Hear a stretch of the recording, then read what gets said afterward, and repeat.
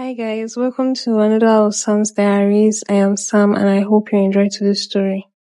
Catherine poured another glass of wine and gulped it. Please, calm down or you'll have too much. The bartender spoke to her for the first time ever since she marched into the bar looking miserable. She gripped another bottle. Calm down.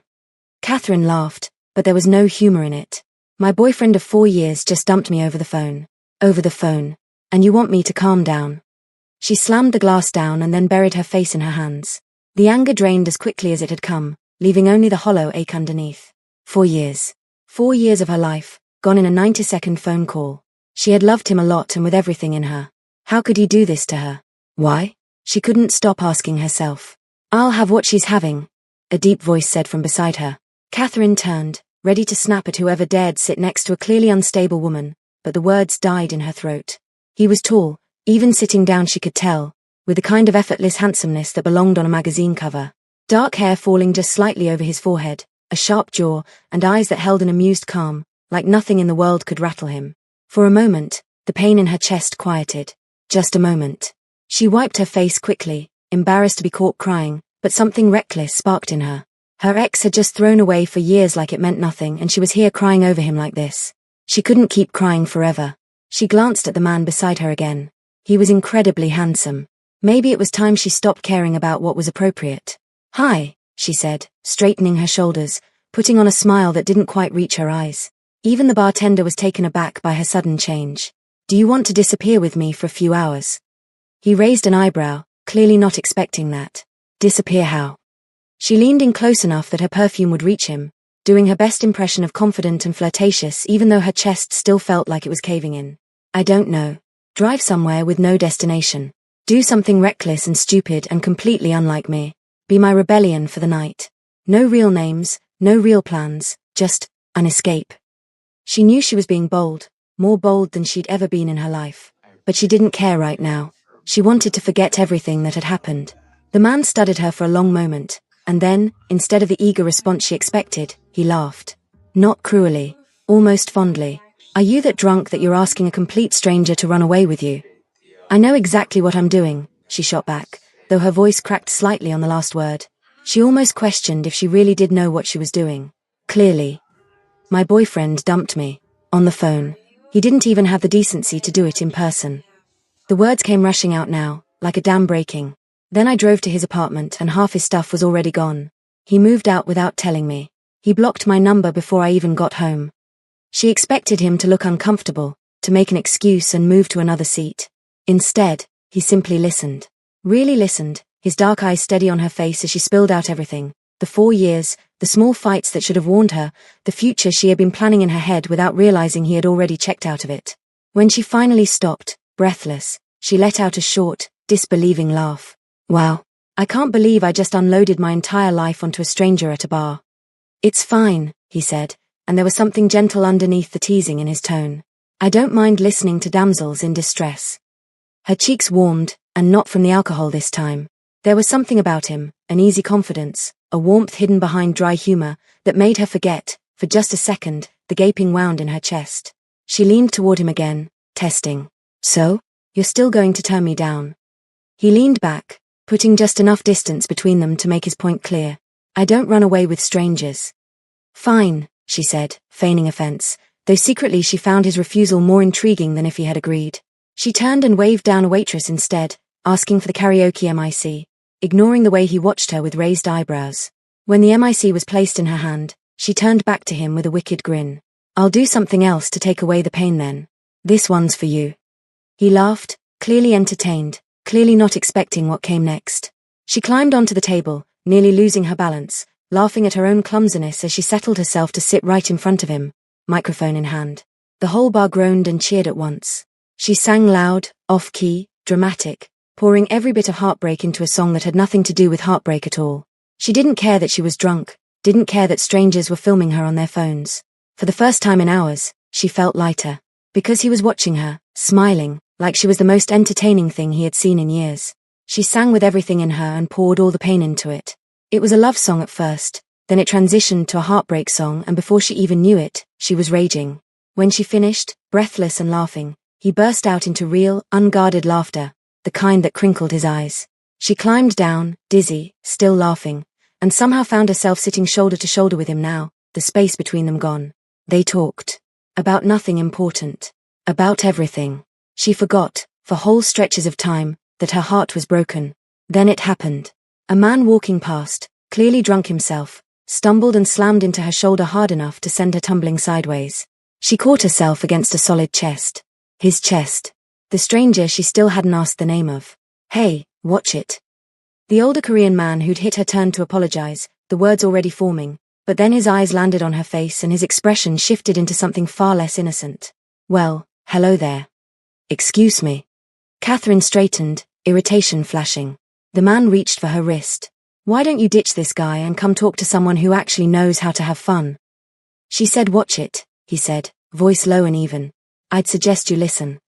The drunk man opened his mouth to argue, took one real look at the stranger's face, and apparently decided against it, muttering something under his breath before stumbling away.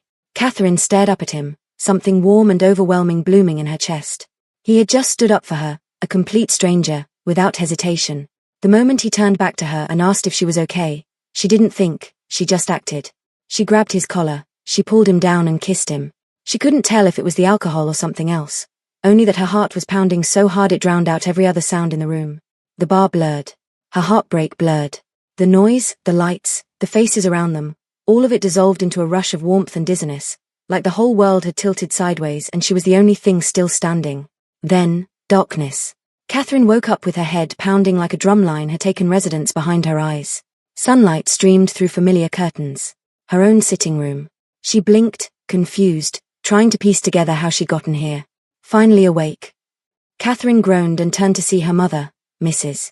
James, standing in the doorway with her arms crossed and an expression that was somewhere between worry and exasperation.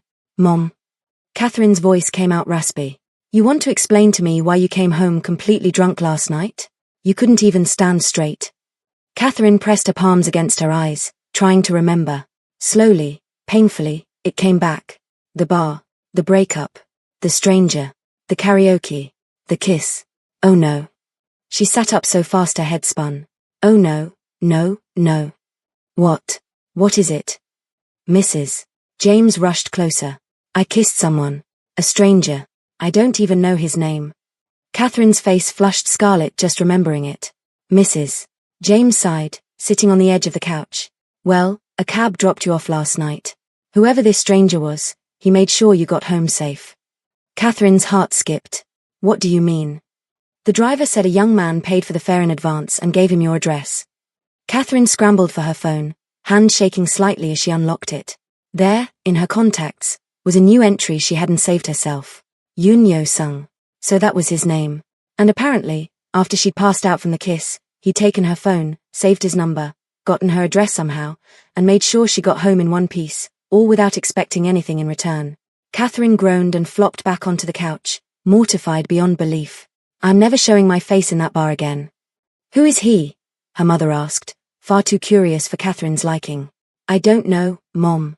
Some random gorgeous man who refused to have fun with me when I asked, then let me publicly humiliate myself singing karaoke, then got hit on a stranger's behalf, then I kissed him, and now I'll probably never see him again, which is honestly for the best because I'm never recovering from this level of embarrassment. Her mother just laughed, shaking her head. Then she remembered the question she asked earlier. You still haven't told me why you were at a bar, Catherine. Catherine looked at her mother. Her mother who had called Gun Lee, now her ex, her son-in-law. Her mother who had loved Gun Lee just as she loved her daughter. Mum, don't panic when I say this, but Gun Lee broke up with me yesterday. Mrs. James froze. Her eyes held shock and surprise and then slowly turned to understanding and pity as she hugged Catherine. I'm so sorry, baby. Days passed, but they did little to ease the ache in her chest. Catherine returned to work at her company, throwing herself into spreadsheets and meetings, anything to keep her mind from drifting toward Gun Lee. But it never worked for long.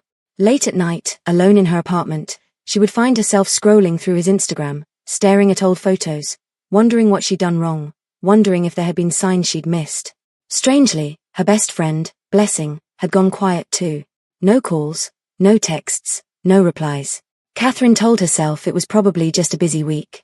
She didn't let herself think anything else. Sometimes, in the in-between moments, the memory of that night she spent with Yo-sung at the bar would surface unbidden. His laugh. His steady eyes. The kiss. She would shake her head hard, as if she could physically dislodge the thought, embarrassed all over again. Then one evening, she came home from work exhausted, dropping her bag by the door, only to find an envelope waiting for her, slipped under her door. She frowned, picking it up. No return address. Just her name in elegant calligraphy. She opened it. The invitation fell from her hands before she even finished reading it. "You're cordially invited to celebrate the wedding of Gunley and Blessing." Her heart stopped beating, just for a second, and then slammed against her ribs so hard it hurt. "No," she whispered. "No, this can't be right." Her hands shook as she picked up her phone, dialing the number listed on the invitation.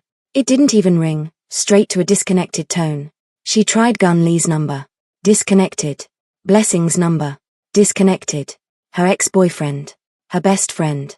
Getting married. While she had no idea, while Blessing had been ghosting her calls, while Gunley had dumped her over the phone like she meant nothing. How long had this been going on behind her back? How long had they been laughing together while she cried alone? Catherine's knees gave out. She sank to the floor right there by the door, the invitation crumpled in her fist, and sobbed until her chest physically ached from it. The days that followed blurred into a haze of grief. Catherine barely left her room. She didn't eat properly. Her mother brought trays of food that went cold and untouched. Calls from work piled up until her assistant simply took over running things without being asked, terrified to bother her boss in this state. Mrs. James sat outside her daughter's door more than once, listening to the quiet sound of crying, her heart breaking right alongside Catherine's.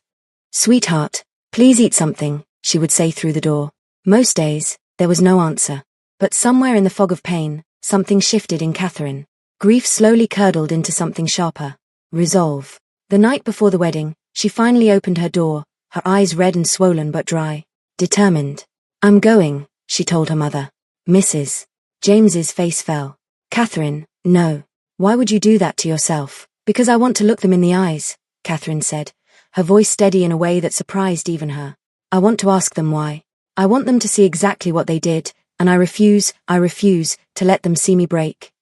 Her mother tried everything to talk her out of it, reasoning, pleading, even anger, but Catherine had made up her mind, and nothing was going to change it. That night, desperate not to go alone, she grabbed her phone, eyes blurry with unshed tears, and tried calling her brother. No answer. She tried again. Nothing. Finally, hands trembling, she sent in the invitation and typed out a text. "Meet me at the wedding tomorrow. I need you there. Please." She hit send, dropped the phone onto her bed, wiped her face one final time, and made a silent vow. She would never cry over Gunley and Blessing again. The morning of the wedding, Catherine stood in front of her mirror for nearly an hour. She chose her best dress, white, sleek, and devastatingly elegant, the kind of dress that commanded a room. She had chosen white for a reason. She did her hair and makeup with the precision of a woman preparing for battle, because that was exactly what this was. Her mother watched from the doorway, worry etched into every line of her face. "Are you sure about this?"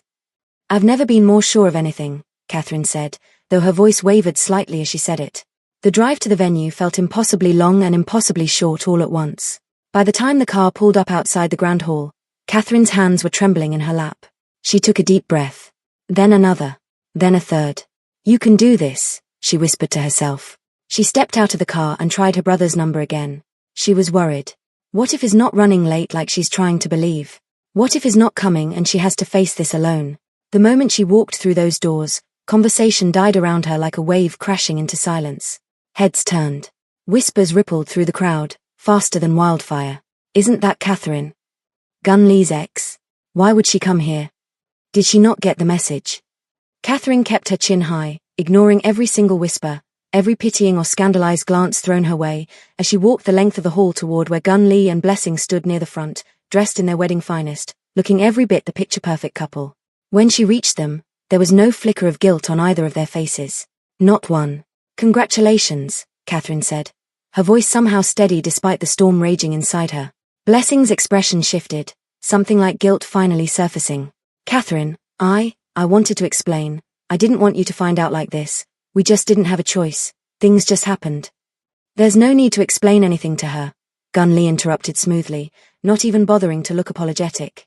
His eyes flicked over Catherine's white dress, and something like disdain crossed his face. "Honestly, Catherine, wearing white to my wedding?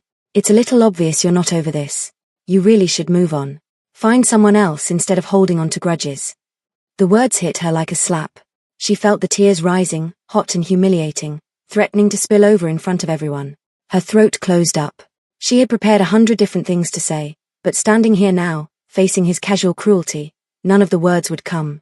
The crowd around her seemed to lean in, watching, waiting, some with pity, some with thinly veiled amusement at her expense. She searched the room desperately for her brother's face, praying he'd shown up after all, praying she wasn't completely alone in this moment. He wasn't there. She was alone. And then, suddenly, a warm hand closed around hers. She turned, startled, and found herself staring straight into a familiar pair of dark, steady eyes. Yo-sung. For a moment, she simply stared, too stunned to speak, her brain refusing to process why this man, this stranger from the bar, was standing here at her ex-boyfriend's wedding, holding her hand like it was the most natural thing in the world. Yo-sung turned smoothly toward Gun Lee and Blessing, who looked just as confused as Catherine felt. "Sorry I'm a little late," he said, his voice calm, easy, utterly unbothered by the dozens of eyes now locked onto them. "I'm Catherine's boyfriend." The entire hall seemed to gasp at once. Catherine's mind went blank with shock, and then, slowly, horrifying realization set in. This man was clearly recognized by half the room, judging by the way people were suddenly whispering his name instead of hers. She wasn't surprised. He wasn't just handsome. He was a billionaire, one of the most well-known names in business circles. She found out after typing his name in her browser after that night. It has made her feel more embarrassed and more adamant on not ever seeing him again, but here he was, appearing out of nowhere. She was still looking at him. This man whom she had climbed onto a bar table and sang to him while drunk. She had kissed him. A complete stranger who turned out to be one of the wealthiest men in the country. Gun Lee let out a short, disbelieving laugh. "That's impossible. I just broke up with her." Yo-sung's smile didn't waver, but something sharper flickered behind his eyes. "Funny, considering you've been cheating on her with Blessing for who knows how long. But Catherine isn't allowed to move on as fast as she wants." Gun Lee's face went red, a vein visible at his temple. The hypocrisy hung in the air, thick and undeniable, his own cheating apparently forgivable in his mind, while the mere suggestion that Catherine had moved on so quickly sent him into a rage. Before Gun Lee could sputter out a response, Yo-sung simply turned, tugging Catherine gently along with him, walking away from the stunned couple as murmurs erupted across the room behind them. "What are you doing here?" Catherine whispered urgently once they put some distance between themselves and the wedding party, though plenty of guests were still watching them with open curiosity. "How did you even know about this?" Yo-sung raised an eyebrow, clearly amused. "You texted me, did you? Don't you remember?" He pulled out his phone, blinked, showing her the screen. You? "No, there it was. I texted my brother. From the night before, the one she thought she'd sent to her brother. Meet me at the wedding tomorrow. I need you there. Please." Catherine felt her stomach drop. She had resaved his number the night after the bar, changing it from what he had saved it to stranger from that night just to not mistakenly call him one day. Apparently her brother's name started with an S, so somehow, in her exhausted, tear-blurred state, she had scrolled to the wrong name entirely. No wonder her brother never showed up. "Oh my God," she breathed, mortified all over again. "I'm so sorry, I didn't mean to." Before she could finish apologizing, Yo-sung leaned in close, his voice dropping to a whisper meant only for her. "Relax. Just act natural. Like we're actually dating. You won't want people to know we're both strangers to each other, would you?" His breath was warm against her ear, and despite the chaos of the entire situation, despite her humiliation, her heart skipped traitorously. The mood of the wedding had shifted entirely. Where once all eyes had been on the bride and groom, now the entire venue buzzed with whispers about Catherine and the mysterious, wealthy man at her side. Several guests had drifted closer, clearly far more interested in this unexpected development than in the actual wedding proceedings. Gun Lee's jaw tightened as he watched more and more guests gravitate toward Catherine, abandoning the spotlight he and Blessing had worked so hard to claim. Fuming, he stormed across the room, Blessing trailing nervously behind him. "I think it's time you both left," Gun Lee said through gritted teeth, loud enough for the surrounding guests to hear. Yo-sung leaned down toward Catherine, voice low, teasing. "What do you want me to do? Should I punch him? Your call." Despite everything, despite the heartbreak and humiliation of the last several days, Catherine found herself laughing, a real laugh, surprising even herself. "Leave it to me," she said. She walked toward Gun Lee, calm and composed, picked up the glass of wine sitting nearby, and without hesitation, poured the entire contents over his pristine wedding suit. Gasps rippled through the crowd. "That," she said coolly, "was a mistake. Just like this wedding probably will be." Then she turned, took Yo-sung's offered arm, and walked out of that hall with her head held high, leaving stunned silence and a soaked, sputtering groom behind her. The night air outside the venue felt like freedom. Catherine breathed it in deeply, the tension of the last few minutes slowly draining from her shoulders. She turned to Yo-sung, who was watching her with an expression somewhere between amusement and genuine curiosity. You really didn't have to do that, she said. Walk in there, claim to be my boyfriend, humiliate yourself for a stranger. You're not exactly a stranger anymore, he said, a small smile tugging at his lips. Besides, I was a little disappointed you never called. Catherine's cheeks warmed. You gave me your number, not the other way around. I figured you'd given it to plenty of women. I don't usually go around handing out my number, no. He tucked his hands into his pockets, studying her. I would have called you myself eventually. I just wanted it to come from you first. Why? Because you intrigued me, he said simply. A woman who climbs onto tables to sing heartbreak ballads at strangers doesn't come around often. Catherine groaned, covering her face with her hands. Please, can we never bring that up again? I was an absolute disaster that night. You were memorable, he corrected, laughing. There's a difference. She peeked at him through her fingers, and despite everything, despite the wreckage of the wedding behind her, she felt something warm bloom in her chest. I really am sorry, for dragging you into all of this. For texting you by mistake.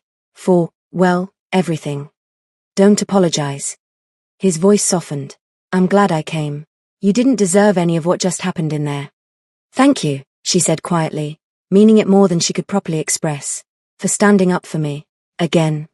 He shrugged, like it was nothing, though something in his eyes said otherwise. What are friends for? Friends? She echoed, raising an eyebrow. Well, we've kissed, you've sung me a karaoke ballad, and I've now pretended to be your boyfriend in front of a few hundred wedding guests. I think we've skipped past acquaintances. Catherine laughed, the sound surprising her with how light it felt after days of nothing but tears. Fine. Friends, then. And that was how it started. What began as an accidental, chaotic collision turned into something neither of them expected. They started texting, small things at first, memes, complaints about work, the occasional check-in to see how the other was doing. Then came calls, late at night, conversations that stretched for hours about nothing and everything at once. Catherine found herself smiling at her phone more often than she'd like to admit, and her assistant noticed, teasing her relentlessly about it until Catherine threatened to dock her pay, though they both knew it was an empty threat. Slowly, she had started thinking about her ex-boyfriend and best friend who had betrayed her, and it had begun to be less painful. Yo-sung, for his part, seemed to find endless entertainment in bringing up that first night every chance he got. So which song was that, exactly? He asked one Saturday afternoon as they walked through a park, the autumn leaves crunching beneath their feet. The one you serenaded me with. I genuinely don't remember, Catherine said, mortified all over again. And I'd like to keep it that way. Pity. I was thinking of requesting it again sometime. Absolutely not. You climbed onto a table for me. I was drunk and heartbroken. You asked me to book a room with you. Yoon Yo-sung, I will push you into that pond. He laughed, the sound rich and genuine, and Catherine felt that same warmth she always felt around him, comfortable, easy, like sunlight after a long winter. Slowly but surely, the topic of Gunli stopped stinging the way it once had. She still thought about the betrayal sometimes, the sting of being replaced by her own best friend, but it no longer consumed her the way it had in those first dark days. Somewhere in the laughter and late-night calls and easy companionship with Yo-sung, she had started healing without even realizing it. Their friendship deepened with every passing week. He showed up outside her office sometimes, just to surprise her with coffee. She sent him ridiculous memes during his board meetings, knowing full well he'd be holding back laughter in front of his executives. They argued playfully about nothing, made each other laugh until their sides hurt, and somewhere along the way, the lines between friendship and something more had blurred entirely. Catherine noticed it first in the way her heart raced whenever his name lit up her phone screen. Then in the way she found herself comparing every other person to him, and finding them all lacking. Then in the quiet ache she felt whenever a few days passed without seeing him. She suspected Yo-sung felt it too, in the way his eyes lingered a little too long, in the way his hand would brush against hers and neither of them pulled away anymore, in the careful way he always made sure she got home safe, always checked in if she seemed off, always remembered the smallest details she mentioned in passing. Neither of them said anything about it. Not yet. It was a crisp evening when everything finally came to a head. They had gone back to the same park where they often walked, the one that had slowly become their place over the past months. The sky had turned a deep, soft orange as the sun began to set, painting everything in warm, golden light. You've been quiet today, Catherine observed, glancing sideways at him as they walked along the familiar path. Yo-sung didn't answer right away. He seemed to be working something out in his head, his usual easy confidence replaced by something more careful, more hesitant. "Can I tell you something?" he finally said. "Of course." He stopped walking, turning to face her fully. The golden light caught the sharp angles of his face, and for a moment, Catherine forgot how to breathe. "That night at the bar," he began, "I went home telling myself I'd just met an interesting, slightly chaotic woman, and that would be the end of it. But I couldn't stop thinking about you. Not the kiss. Well, not only the kiss." He let out a soft laugh, almost embarrassed. "It was the way you talked about your pain so openly to a complete stranger. The way you laughed at yourself instead of wallowing. The way you stood up to people who hurt you, even when it terrified you. I've never met anyone like that." Catherine's heart hammered so loudly she was certain he could hear it. "I told myself I was just being a good friend, helping you get through a hard time," he continued. "But it stopped being just that a long time ago, Catherine. I haven't stopped thinking about you since that night. Not for one single day." Her breath caught. "Yo-sung." "Let me finish," he said, and there was something almost nervous in his voice now, something she'd never heard from him before. "I know this is probably terrible timing. I know you're still healing from everything that happened. But I can't keep pretending this is just friendship anymore. Not when every part of me wants more." He reached into his jacket pocket and pulled out his phone, his fingers slightly unsteady, an emotion Catherine had never seen on him before. He typed something quickly, then looked up at the darkening sky. "What are you doing?" Catherine asked, breathless. "Just watch." A low whistling sound pierced the quiet evening air, and then, bursting across the darkening sky above them, fireworks exploded in brilliant color, arranging themselves into careful, deliberate letters. "Can I be your boyfriend?" Catherine's hands flew to her mouth, tears welling up, but this time, for the first time in months, they were tears of overwhelming joy instead of pain. She turned to him, and he was watching her with an expression so vulnerable, so hopeful, so unlike the calm and confident man she'd met that night at the bar, that her heart simply melted. "Yes," she whispered, then louder, laughing through her tears. "Yes, a million times yes." The relief that washed over his face was almost comical, and before either of them could overthink it, he closed the distance between them and kissed her, soft and slow, nothing like the desperate, alcohol-fueled kiss from that first night. This one was deliberate, certain, full of everything they'd both been too afraid to say out loud until now. Fireworks continued to burst above them, painting the sky in brilliant golds and reds, but neither of them was watching anymore. They were too lost in each other. In this moment they'd both been quietly waiting for without even realizing it. When they finally pulled apart, both breathless and laughing, Catherine pressed her forehead against his chest.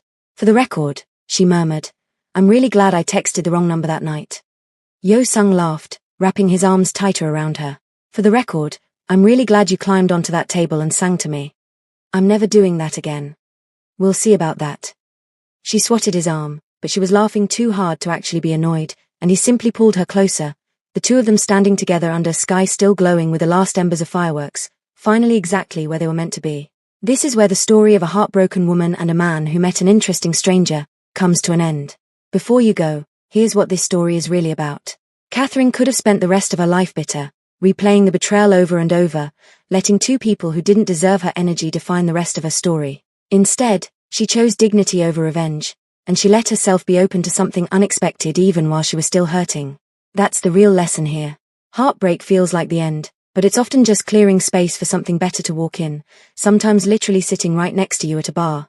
Don't let one person's betrayal convince you that you're unworthy of real love, and don't be afraid to walk into the room with your head held high, even when your heart is breaking. If you liked this story one bit, hit that like button, subscribe so you don't miss the next one, and drop a comment telling me what part you loved most. Catherine's table or the fireworks? Let me know down below.